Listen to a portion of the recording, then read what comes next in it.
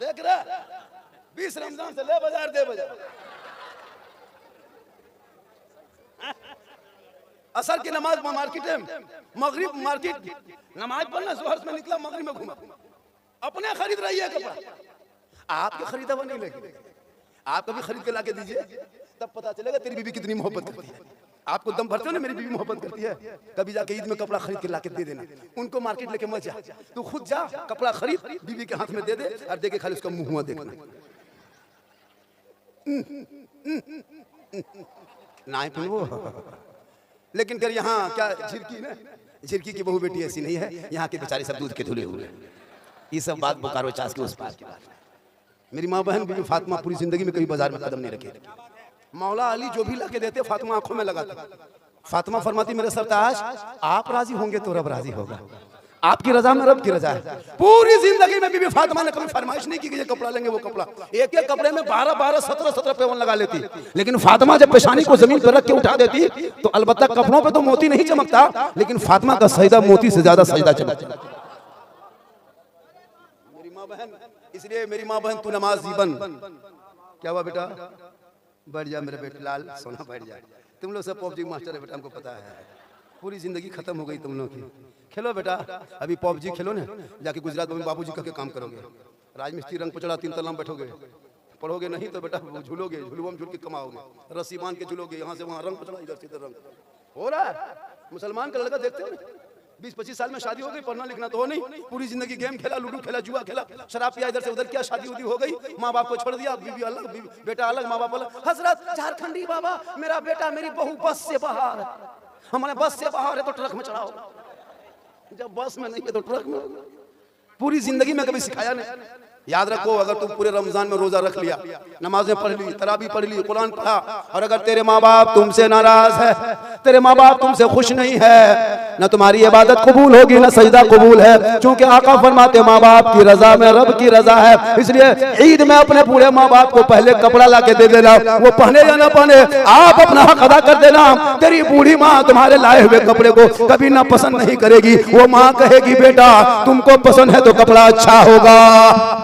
आका फरमाते इसीलिए माँ के कदम में जन्नत है, माँ के कदम में इसीलिए जन्नत है, इसलिए कि माँ के कदमों में जन्नत है। बाप जन्नत का दरवाजा है, माँ बाप की रजा में रब की रजा है। आजकल लोग नमाज पढ़ता दिखावटी, दिखावटी पढ़ता। अच्छा, जो मुसलमान पहला चांद रमजान को देख के मस्जिद भर दिया और ईद के चांद देख के मस्जिद खाली कर देगा, दिखावटी नमाज, ये कौन सी इबादत है भाई? ये कौन, ये परंपरा जो बना रहा मुसलमान, एक रस्म बना रहा है। पूरे भारत में पूरी दुनिया के मुसलमान यही कर रहा है। रमजान आया घुस गया, भाई ये क्या तरीका है? कौन सा मौलाना आपको कहा कि रमजान ही में नमाज फर्ज है? रमजान में डबल सवाब है, सुन्नत फर्ज के बराबर, फर्ज 70 फर्ज के बराबर, ये ऑफर सवाब है। लेकिन किसी ने कहा कि आप मतलब नफ्से पर रमजान में नमाज पढ़िए, ईद में देखिए नमाज, ईद के बाद फिर नमाज ही नहीं मिलेंगी। ये नाटक है। इमाम गजाली फरमाते हैं 40 दिन तक, कई दिन 40 दिन तक जमात तकबीर उला के साथ जो आदमी नमाज पढ़ लेता है वो पक्का नमाजी बन जाता है। आप 40 दिन कहाँ पढ़ते हैं? 28-29 दिन पढ़ते हैं, फिर नमाज छोड़ देते हैं। नमाज में कितनी बरकत है। आप जो 1 महीना इबादत कर रहे हैं घर में, आपकी बेटी नमाज पढ़ रही है, बीवी कुरान पढ़ रही है, माँ रोजा रख रही है, बेटा तरावी पढ़ रहा है, घर में एक माहौल कितना अच्छा लग रहा है। तो 1 महीना में घर में बरकत देख रहे हो, कितनी बरकत घर में हो रही है। फल फ्रूट खाते हो, सेब संतरा काजू किशमिश पाक पकौड़ा पकवान, मगरिब होते होते पूरा बर्तन भर जाता है। क्यों इतनी बरकत क्यों हो रही है? इसलिए कि रमजान में जब भी उठो, सुबह 4 बजे भर उठो तो मस्जिद से नात की आवाज सुन रहे हो। घर में घुसो, कोई कुरान पढ़ रहा है, कोई वजू करके आ रहा है, कोई तिलावत कर रहा है, कोई नाते मुस्तफा सुन रहा है, कोई मस्जिद तरावी ले जा रहा है, कोई पाक साफ रह रहा है। तो इतनी घर में बरकत हो जाती है कि चारों तरफ से बरकत है। पूरे महीने में लोग कमाता भी कम है, लेकिन नए नए कपड़े पहन रहे हैं, बेहतरीन किस्म सोहला गड़ी सरकार खरीद रहे हैं, अच्छा अच्छा पाक पकौड़ा पकवान बना रहे हैं। क्यों? ये इबादत की वजह से। आपका बेटा भी पाक है, आपकी बहू भी पाक है, बीवी भी पाक है, सब बेटा बहू सब पाक साफ रहते हैं, घर में अच्छा काम करता है, कोई असली वीडियो नहीं देखता है। अब ईद खत्म और भोजपुरी गाना शुरू, ईद खत्म भोजपुरी गाना शुरू। अब जब भोजपुरी गाना शुरू तो सब संतरा उड़ना शुरू, माल भत्ता खा के घूम गया, सब खत्म, माल भत्ता खाओ पूरे दिन सो पड़े। हम लोग आलिम उलमा है, हम लोग 12 महीने नमाज पढ़ते हैं, हम लोग 12 महीने अच्छा खाते हैं, टिफिन में कुछ न कुछ निकल जाता है। क्या के 12 महीने नमाज पढ़ा, हम लोग नमाज पढ़ के जोर में नमाज पढ़े, टिफिन खोले, ईशा में नमाज पढ़े, टिफिन खोले, कुछ न कुछ निकल जाता है। आप लोग 1 महीना नमाज पढ़े तो आपके घर में अच्छा खाना मिल रहा है, आप लोग नमाज छोड़ दिए, खाना खत्म, आल सेब संतरा गया, माल भत्ता आलू चोखा घूमने लगा, अब वही खाओ 12 महीने जियो। तो इबादत में बरकत है, इतनी बरकत है कि आपके घर में गरीब की झोपड़ी में फल फ्रूट होता है। इसलिए लोग को मगरिब के टाइम में इतनी खुशी होती है, इतनी खुशी होती है, ईद से ज्यादा मगरिब में इफ्तार के टाइम में खुशी होती है। आका फरमाते हैं उस वक्त जो बंदा दुआ करता है अल्लाह उसकी दुआ को कबूल। इसलिए जरूरी है इबादत करो। आज इबादत में पीछे हो, 30 करोड़ मुसलमान है। एक दिन अलविदा में मस्जिद घर से निकलता है तमाम मुसलमान, रोड का नक्शा बदल जाता है। मस्जिद से बाहर लोग मुसल्ला बिछाते हैं। अगर 12 महीना इसी तरह नमाजी बन जाए तो मालूम है कितने सड़क के रोड को किनारे बदल दिया जाएगा। लेकिन कुछ नहीं, पूरा महीना बाजार में घूमता रहा, अलविदा और ईद के दिन पहुंचा, पर पढ़ा फिर मुसलमान वही हाल है। 30 करोड़ हो भारत में, 30 करोड़ से ज्यादा है, तेरी पहचान खत्म है। तुम बाजार में घूमते हो, कौन कहेगा मुसलमान है? बाजार में घूमते हो पता चलता है।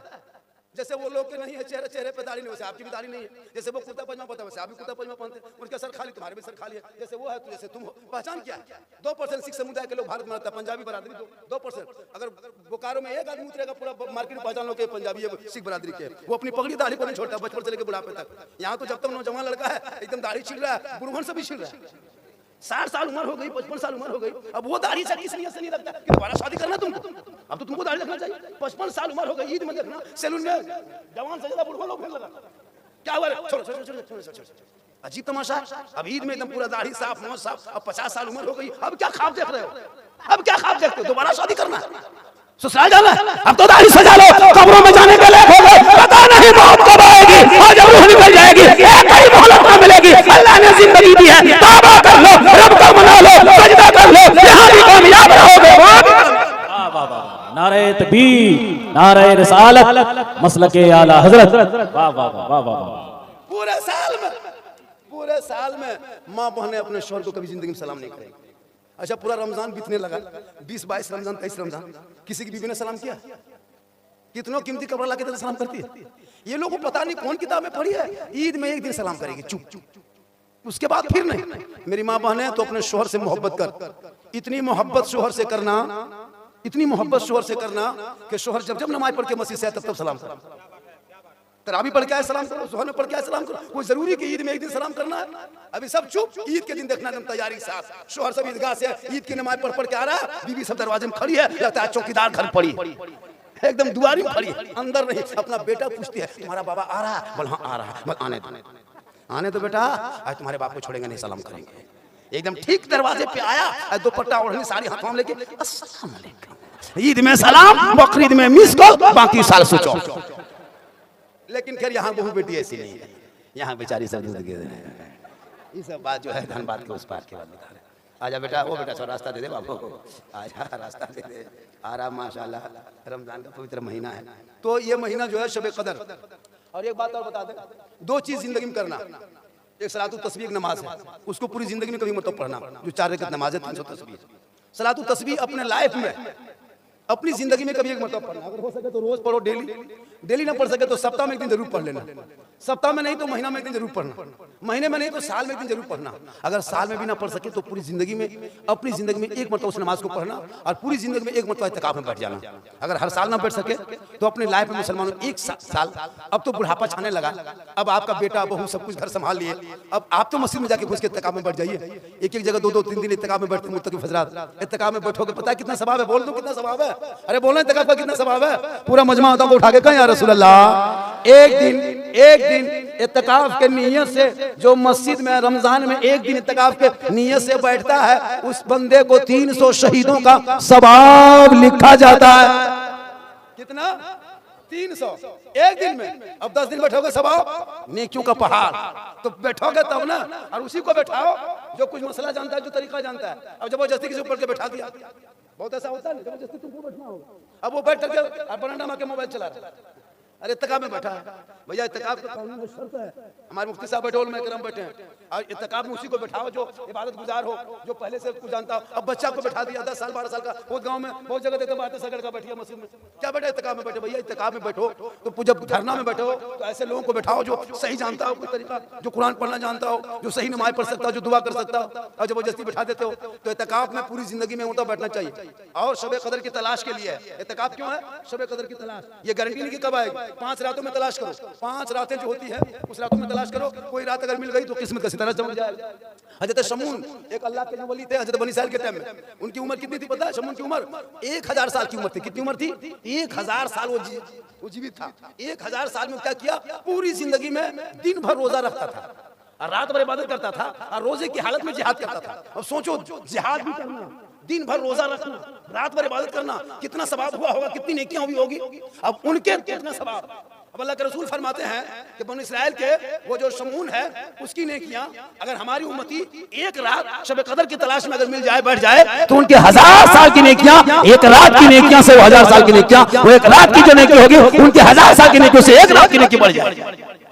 तो इबादत करो, ठिकाना गौर है तेरा, इबादत कुछ तो कहावत है कि खाली हाथ घर जाना नहीं अच्छा।